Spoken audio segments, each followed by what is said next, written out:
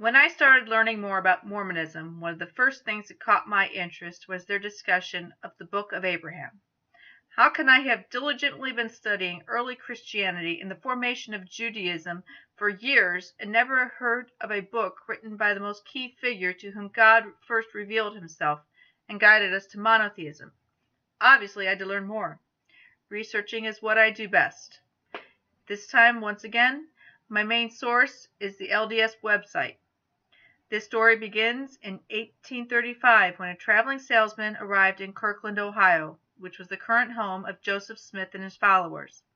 The salesman had 4 Egyptian mummies and several scrolls of papyrus that had been removed from Egypt by an Italian army officer. Smith convinced his followers to raise money and purchase the scrolls and the mummies. He quickly declared the scrolls were written in fact by Abraham. According to his own journals, he spent days studying the scrolls, and in 1842 he published his results. It's an absolutely amazing story. Remember that when Smith published his work, no one in North America could dispute it. The Rosetta Stone, the key to finally deciphering ancient Egyptian hieroglyphics, had just recently been decoded, but nobody on this side of the world knew that. Smith had no way of knowing that very soon a language that had been undecipherable for thousands of years would quickly become accessible to anyone willing to study. But what did the scrolls say according to Smith? According to Smith, the scrolls contained the writings of Abraham as written by Abraham's own hand.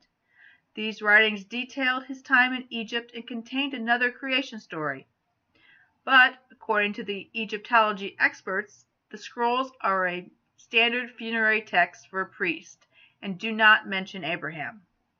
This lack of credibility has nothing to change the sacredness of the writings or remove them from the official LDS canon.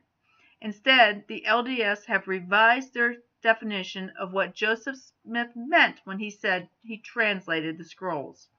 This is where the story takes a left turn. Normally, if a person claims to have done something and is shown without a shadow of a doubt that he didn't do it, his work loses all authority and it is discredited. This is how life works. A fraudulent claim is a fraud, a lie, a sham, a scam. It's just plain wrong. That's the normal view of false claims. The Mormons admit the writings on the scrolls do not discuss Abraham, but now they say that Smith was divinely inspired to translate the Word of God. He changed the definition of the translation to include anything that comes to mind. Smith claimed to have been divinely inspired, so his work must be true. This is much the same with his translation of the Book of Mormon, supposedly from ancient gold plates.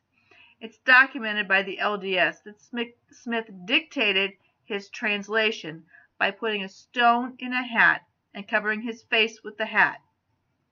He did not look at the plates or even touch the plates as he dictated.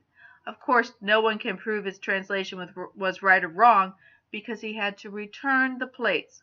Convenient. Much of Mormon belief is in the continuing authority of the Book of Abraham is linked to their belief in 2 ways of knowing things.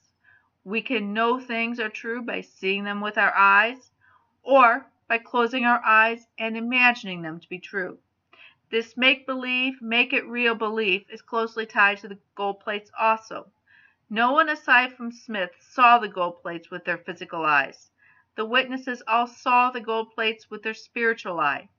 Translation: no witnesses exist.